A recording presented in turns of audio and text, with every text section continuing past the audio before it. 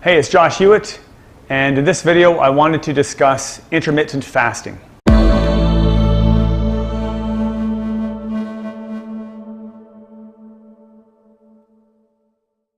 So cyclic fasting is nothing new. It's been pretty popular in the health and wellness industry for a few years now, although it does remain still somewhat controversial. There's a couple of different camps with different views on whether intermittent fasting is beneficial. All I want to do in this video is talk about my own experience with it and the research that I've done and how it's benefited me in my training and my health and wellness endeavors. So the approach to intermittent fasting that I'm using right now is the 16-8 fasting window. So basically you're fasting for 16 hours, you have an 8-hour eating window, and you can sort of reorganize that however you like. The most common way and the way that I'm using is to not eat during the first part of the day, basically skipping breakfast, and you have your first meal of the day around noon or 1 o'clock, and then you eat until 8 or 9 o'clock at night. You have your basically a couple of meals at least, or 2 or 3 meals within that 8-hour window, and then from 8 or 9 o'clock you don't eat until noon or 1 the next day. And you know what, a lot of people I've talked to, even a lot of clients, have a hard time eating breakfast anyway, or they just are not hungry in the morning and they have a lot of resistance toward eating breakfast. And historically I used to say, no, most important meal of the day, you got to get in that breakfast to get your energy going in the start of the day and jumpstart your metabolism, blah, blah, blah, blah. But the more I've read, that's really not the case. As long as you're hitting your total micro, macronutrient, and caloric needs over the course of the day, the number of meals, the frequency of eating is really secondary. Now, meal timing might play a certain role related to your activity level. Like, I do believe that post-workout, it is helpful to eat within a couple of hours, get in the macronutrients you need within a couple of hours after your workout, especially after a strength training workout. But aside from that, your meal timing is really secondary. So if you are eating 3 square meals a day, that's totally fine. If you choose to eat 6 times a day because you're in a hypertrophy phase and you're eating a crap load of calories and it's really tough to get those calories in those 3 meals, great, eat more often. A few of the benefits for intermittent fasting and reduced frequency of meals, basically having a longer period of time where you have an empty stomach, is that your insulin levels are far lower for the majority of the day. Every time you eat, no matter what it is, certain foods, obviously sugar foods and whatnot, typically have a higher effect on insulin than other foods. But anytime you eat, insulin is spiked, is affected. Now, insulin is not bad. There's a lot of hype around insulin, being the fat storage hormone and whatnot. Insulin is a storage hormone, period, so it's necessary for uptaking all kinds of nutrients into your body. We need it. The problem arises when there's imbalances in your hormones. So in our typical North American diet, a lot of people eat more than necessary. I mean, more than 50% of the population is overweight. That says something right there. There's an overconsumption of calories, period. And there's blood sugar problems, diabetes, and metabolic syndrome, a lot of digestive problems. So it's pretty safe to say that for the majority of our population, there is an overconsumption problem going on here.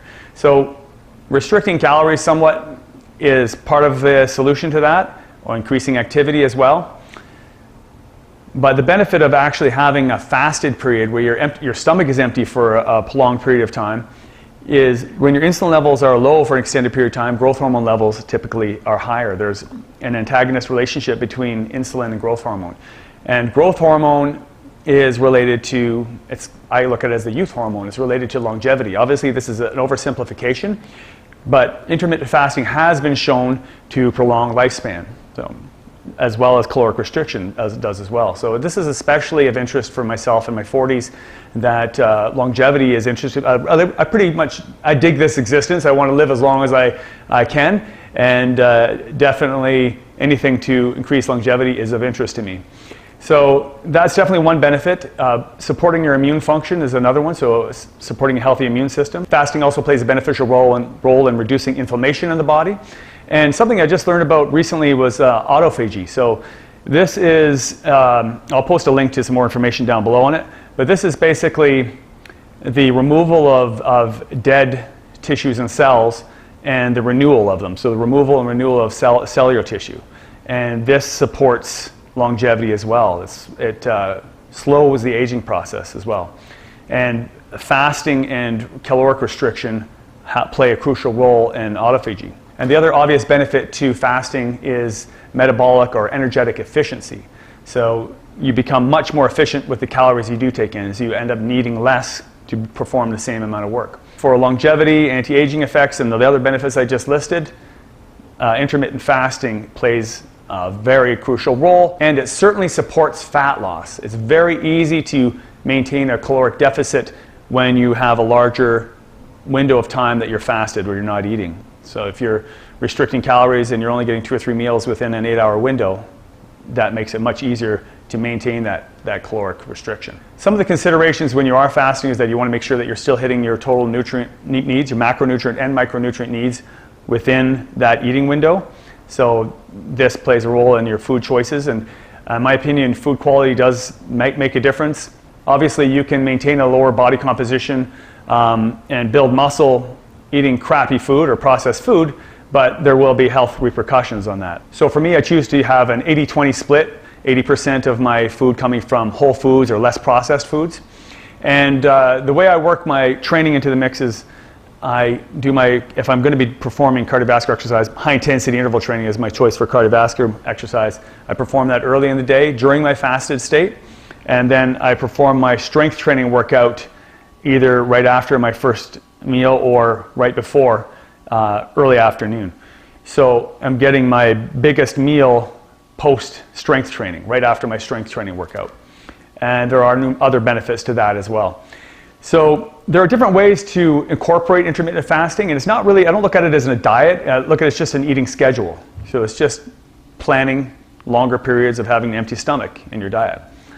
And the way I talked about the skipping breakfast basically is a very simple way to do that, but there's also people who do 2 days of eating, 1 day of fasting, 1 full day fast a week, just as not eating from dinner the one day, nothing the next day, and then breakfast the following day.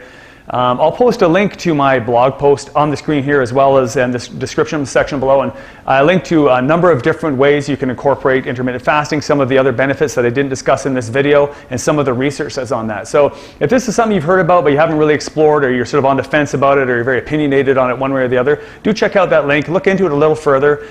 For myself, I've noticed a number of different benefits as far as even digestion, maintaining a low body fat percentage. I've been able to maintain a lean tissue. I've noticed other benefits as far as focus, concentration, memory. I'm meditating a lot now as well, and I found that meditating during a fasted state, I'm able to get into a deeper relaxation or a deeper state of presence and focused concentration when I'm fasted. So there are some brain benefits as well to being in a fasted state.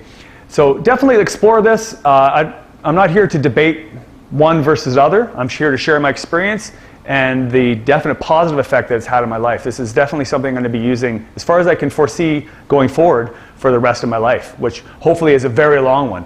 So to anyone watching, if you have any questions or comments, do post them down below. If you like the video, give it a like and make sure you subscribe. There's more coming up soon. And until next time, stay strong.